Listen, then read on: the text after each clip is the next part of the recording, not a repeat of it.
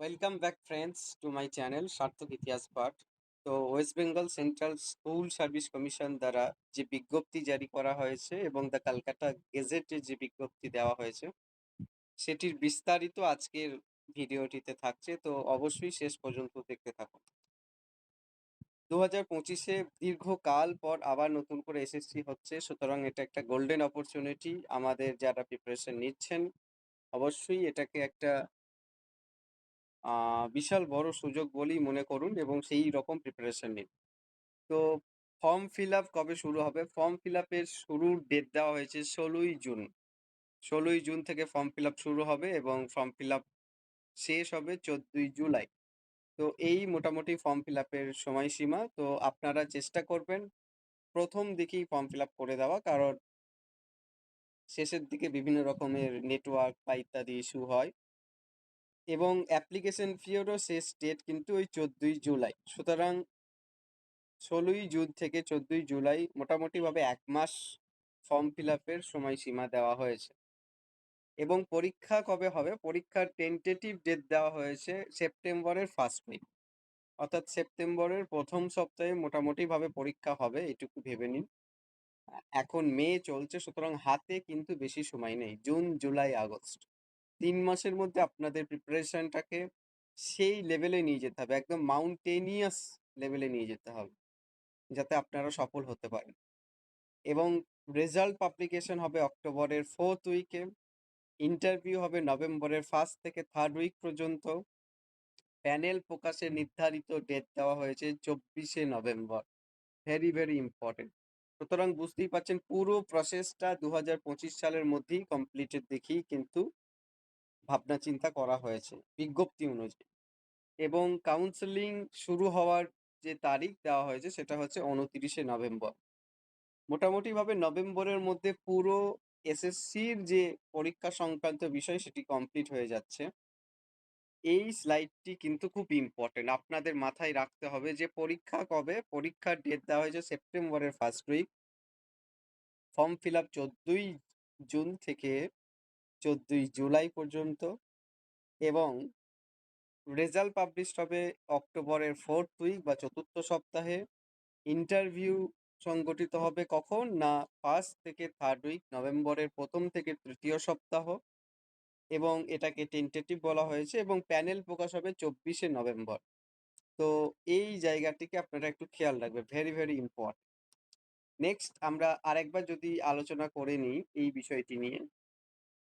Written exam first week of September, result 4th week of October, interview 1st থেকে 3rd week of November, panel প্রকাশ 24শে November, counselling 29শে November থেকে।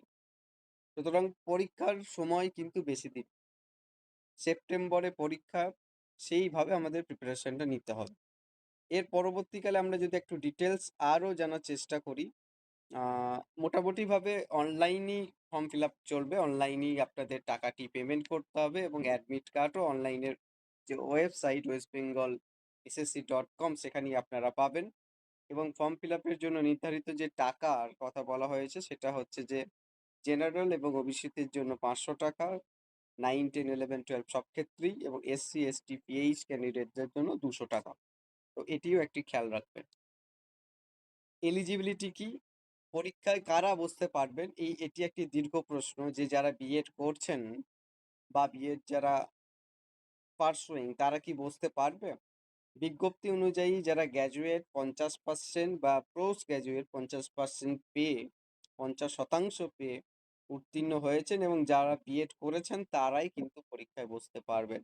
সুতরাং যারা বিএড করছেন তারা কিন্তু এই পরীক্ষায় বসার জন্য আপাততভাবে যোগ্য নয় নোটিশ অনুযায়ী।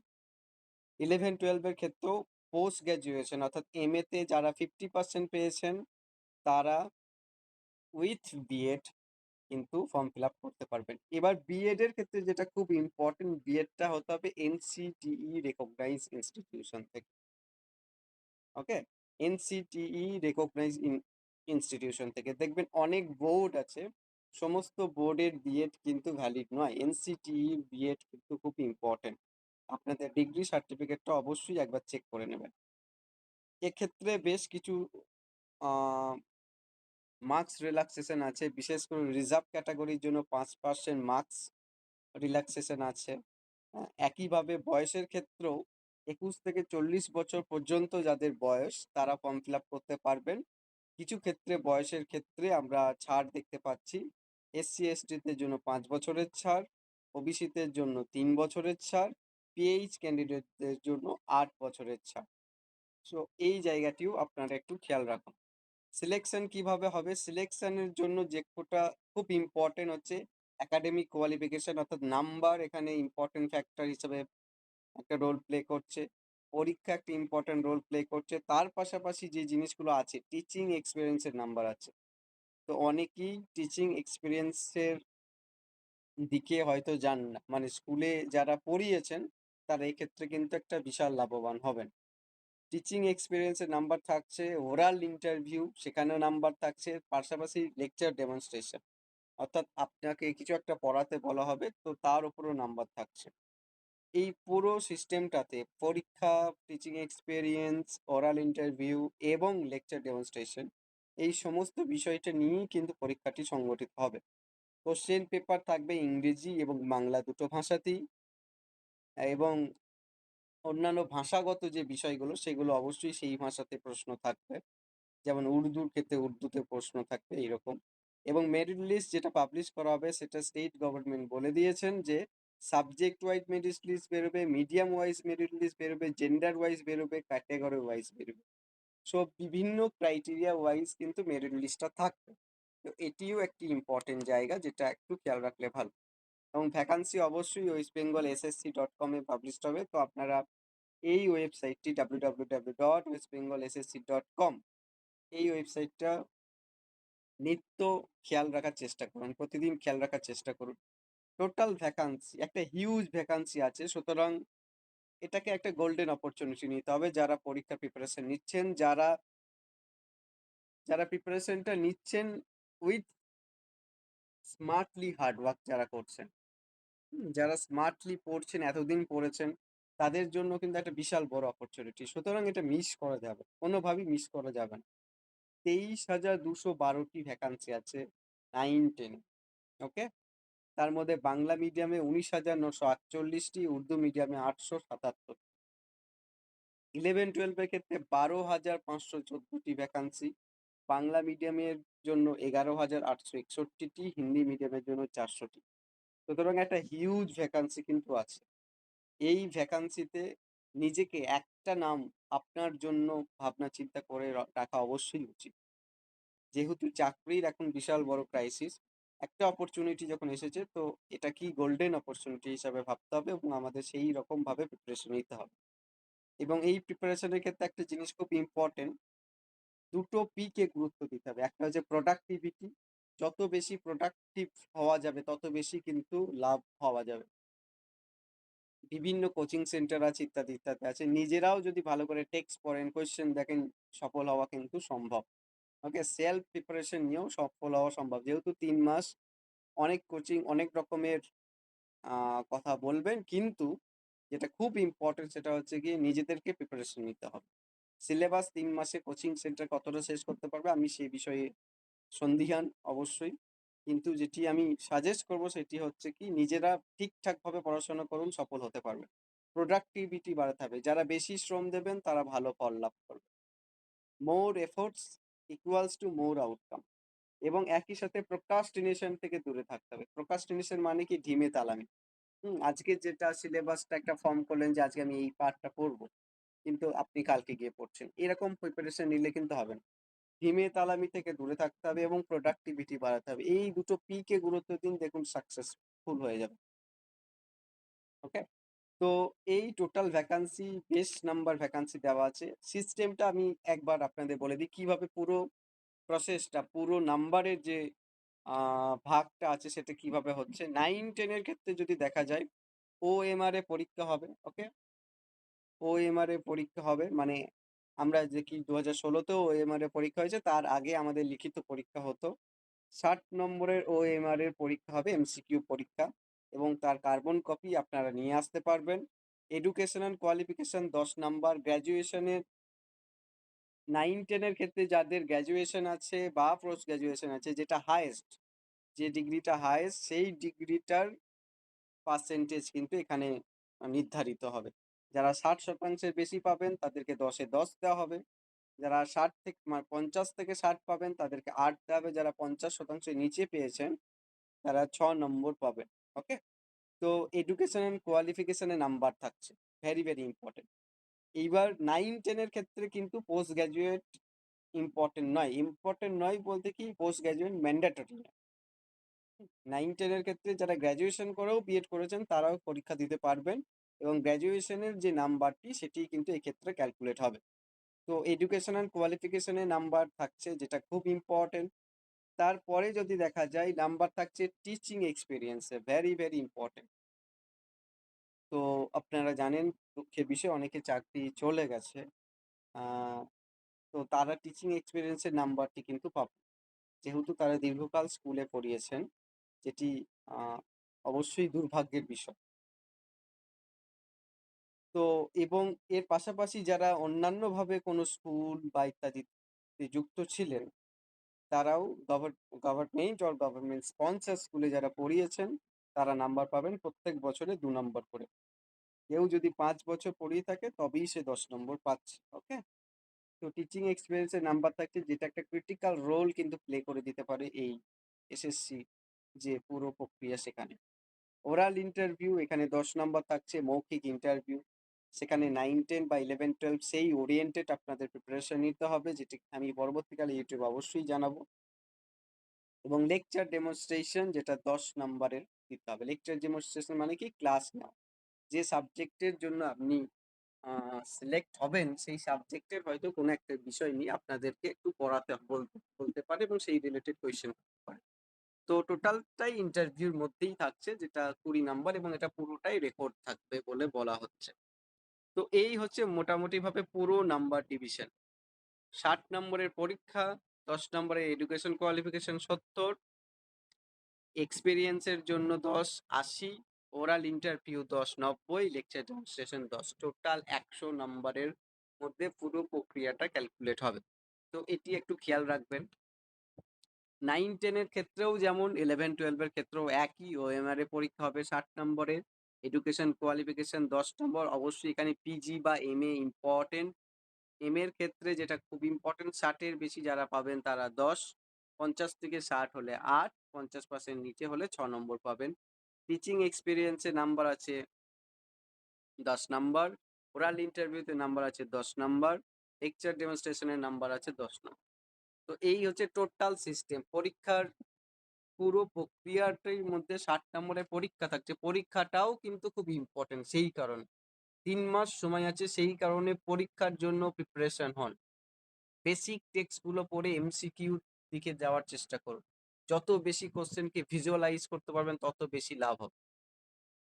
ভিজুয়ালাইজেশনটা খুব ইম্পর্টেন্ট। তো কোশ্চেনের সাথে ফ্যামিলিয়ারিটি বাড়াতে হবে, ভিজুয়ালাইজেশন বাড়াতে হবে, যেহেতু একটা সুযোগ এসেছে। বারবার বলছি, এতদিন ধরে আপনারা পড়াশোনা করছেন 10, 12, বিএ, এমএ, বিএড, তো এইভাবে আপনারা পর্বত শিখরে পৌঁছে গেছেন। তো একটা সুযোগ যখন এসছে, আপনাদের উদ্দেশ্য থাকতে হবে পর্বতে যখন উঠেছি ভারতবর্ষের পতাকাটা পর্বতে ওপর গেড়ে তবেই নামবো। এখান থেকে ডাউনফল হওয়াটা কিন্তু কাম্য নয়। সেটা নিজের জন্য বেশ কষ্টদায়ক। সুতরাং এতদূর যখন আমরা এসেছি, এতগুলো বাধা টপকে আমরা যখন পর্বত শিখরে উঠেছি, তখন আমরা সফল হয়েই নামবো। এই জিনিসটা মাথায় রেখে আপনারা প্রিপারেশনটা নিন।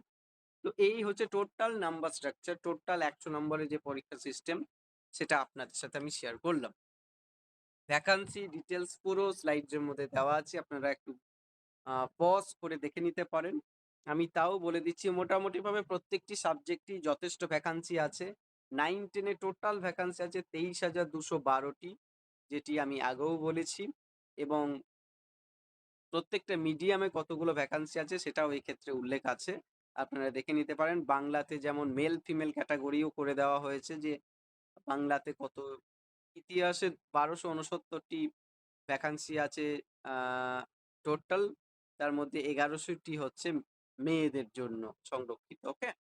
তো সরি, 509টি হচ্ছে মেয়েদের জন্য সংরক্ষিত ইতিহাসের ক্ষেত্রে। তো প্রত্যেকটা সাবজেক্টের ডিটেইলস এখানে দেওয়া আছে। স্লাইডসটা আপনারা বা ভিডিওটি আপনারা পজ করে অবশ্যই দেখে নিতে পারেন।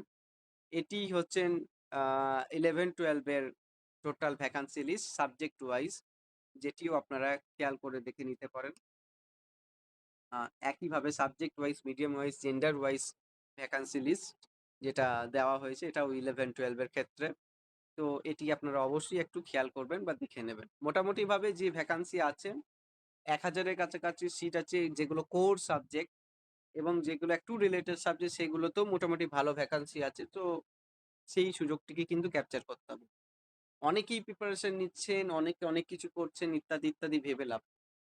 আপনার জায়গাটা যদি একটা সিট থাকে, একটা সিট আমার, এই মেন্টালিটি নিয়ে কিন্তু পড়াশোনাটা করতে হবে। ওকে? তো সবাইকেই গুড লাক। তো এটা মোটামুটিভাবে ভ্যাকান্সির জায়গাটি গেল এবং বয়স সীমার ক্ষেত্রে আমি আগেও বলেছি 21 থেকে 40। কারা কত পার্সেন্ট ছাড় পাবে সেই জায়গাটি সম্পর্কে আমি ডিটেলসে বলে দিয়েছি এবং আমি আরেকটা বিষয় বারবার ক্লিয়ার করার চেষ্টা করি, যারা বিএড করছে তারা কিন্তু যোগ্য নয়। এক্ষেত্রে বিএড যারা করছে তারা কিন্তু পরীক্ষা দিতে পারছে না নিয়ম অনুযায়ী। ওকে? এবং যেটা খুব ইম্পর্টেন্ট সেটা হচ্ছে কি না, বিএড করতে হবে এনসিটিই থেকে, national council for teacher education recognise institution থেকে। এনসিটিই বডি ছাড়া অন্য বডি থেকে যদি কেউ বিএড করে থাকেন সেটি কিন্তু এক্ষেত্রে ভ্যালিড নয়, যেটা খুব ইম্পর্টেন্ট। এটা একটু মাথায় রাখার চেষ্টা করবেন।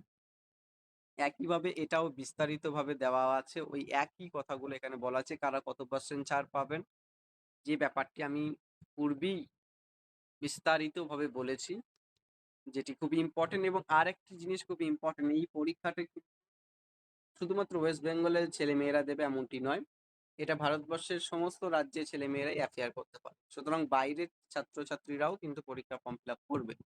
তো huge number of form fill up হতে চলেছে। সেখান থেকে যে সিটটি বেরিয়েছে, যে নাম্বার অফ ভ্যাকান্সি বেরিয়েছে, সেই জায়গায় আপনাকে কিন্তু থাকতে হবে।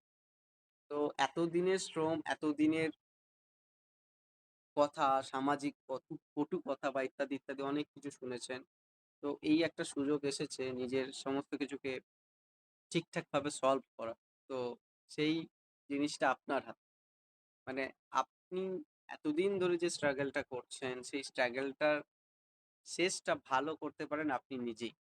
হুম? এবং এই পরীক্ষাটাতে উত্তীর্ণ হতেই হবে এই মেন্টালিটি নিয়ে পড়ুন। পরীক্ষায় উত্তীর্ণ হলে আমার কিছু লাভ নেই। সমস্ত কিছু আপনার। আপনার বাড়ি হবে, আপনার গাড়ি হবে, আপনার ভালো সংসার হবে, ভালো কিছু হবে। তা আপনি নিজের জন্য নিজে পড়ুন। এটুকুই বলা। এবং এই পুরো বিস্তারিত বিষয়গুলো আমি স্লাইডস গুলো পিডিএফ থেকেই বললাম এবং পুরো সোর্স হচ্ছে West Bengal central school service commission এবং দ্য কলকাতা গেজেট, যেটা খুব ইম্পর্টেন্ট। এবং ইন্টারভিউ বোর্ডে কারা থাকবেন কি থাকবেন এটা পুরো বিস্তারিতভাবে এই স্লাইডে দেওয়া আছে, যেটা আমি এই মুহূর্তে আসছি না। আপাতত পরীক্ষার জন্য প্রিপারেশন নিতে হবে। তো সেই রিলেটেড আপনারা শুরু করুন। আমি পুরো বিজ্ঞপ্তিটি সংক্ষিপ্তভাবে পুরো ডিটেলসে বলার চেষ্টা করলাম। আশা করি আপনারা বুঝতে পেরেছেন। একটি কথা বলবো, চ্যানেলটি সাবস্ক্রাইব করে রাখুন, কারণ ফ্রিতে আমি কিছু ভিডিও দেওয়ার চেষ্টা করব যাতে সকলের লাভ হয়। ওকে? এবং স্বামীজির কথা অনুযায়ী দেখুন কি বলা হচ্ছে, take up one idea, make that one idea your life. একটা আইডিয়া নিতে বলছেন, সেই আইডিয়াটা কি, আমি এসএসসি ক্র্যাক করব এবং সেই আইডিয়াকে সফল করার কথা বলছেন। থিঙ্ক অফ ইট, সেটাই জন্য ভাবুন, ড্রিম অফ ইট, সেটার জন্যই স্বপ্ন দেখুন, লিভ অন দ্যাট এবং সেই আইডিয়াটার জন্যই সেখানেই বাস করুন। Let the brain, muscle, nerves, every part of your body be full of that idea and just leave every other idea alone. বাকি সমস্ত কিছুকে সরিয়ে দিয়ে ওই আইডিয়াটাকেই আপনি গ্রাস্প করুন। ওই আইডিয়াকে নিয়েই জীবনটাকে রচনা করুন এই 3 মাস অন্তর। That is way of great spiritual giants are produced. এভাবেই আধ্যাত্মিক গুরু এরা প্রডিউস হন। আমরা আধ্যাত্মিক গুরুর দিকে যাচ্ছি না, যদিও আমরা একজন টিচার হতে চলেছি, যেটাও একটা খুব ইম্পর্টেন্ট জায়গা। টিচার একটা বিশাল বড় সোশ্যাল প্রফেশন। তো সেই জায়গা থেকে দাঁড়িয়ে একটা আইডিয়া, আমি টিচার হব, সেই টিচারশিপের জন্যই যাবতীয় সমস্ত কিছু রচনা, আপনার ঘর, আপনার পড়ার জায়গা, আপনার টেক্সট, আপনার এমসিকিউ, আপনার ল্যাপটপ, ফোন, সমস্ত কিছু এই এসএসসি রিলেটেড করে ফেলতে হবে এই 3 তবেই কিন্তু সফল হওয়া যায়। গৌতম বুদ্ধ বলেছিলেন সমুদ্রের জলের যেমন একটাই স্বাদ সেটা হলো লবণাক্ত, তেমনি আমার ধর্মের একটাই স্বাদ সেটা হলো মানুষকে দুঃখ থেকে মুক্তি দান করা। এবার দুঃখ থেকে মুক্তিদান মানে মানুষের জীবনে দুঃখের অভাব, আর্থিক অভাব, সামাজিক অভাব, সাংস্কৃতিক অভাব, ব্রেকআপ, হ্যাঁ, পারিবারিক ইত্যাদি ইত্যাদি অনেক কিছু, বয়সের অভাব, সমাজের কথা ইত্যাদি ইত্যাদি অনেক কিছু শুনেছেন। তো এত দুঃখের মধ্যে গৌতম বুদ্ধ বলেছিল এই দুঃখ থেকে মুক্তি পেতে গেলে ৮টা পথ ফলো করতে হবে, যেগুলোকে বলা হয়েছিল অষ্টাঙ্গিক মার্গ। ৮টা পথ ফলো করতে হবে না, সৎ দৃষ্টি, সৎ বাক্য ইত্যাদি ইত্যাদি ফলো করার দরকার, জাস্ট একটা পথ ফলো করুন, সৎ কর্ম, রাইট অ্যাকশন। এই সময়টাতে যেটা খুব ইম্পর্টেন্ট, রাইট অ্যাকশন, জাস্ট একটা পথ ফলো করুন, দেখুন জীবন বদলে যাবে। কর্ম কি? পড়াশোনা করা, এসএসসি ক্র্যাক। তো সেই রিলেটেড পড়াশোনাটা করুন, সফল হবেন। তো সকলকে all the best, good luck, best wishes from my channel. অবশ্যই সাবস্ক্রাইব করবেন, পাশে থাকবেন। Thank you very much.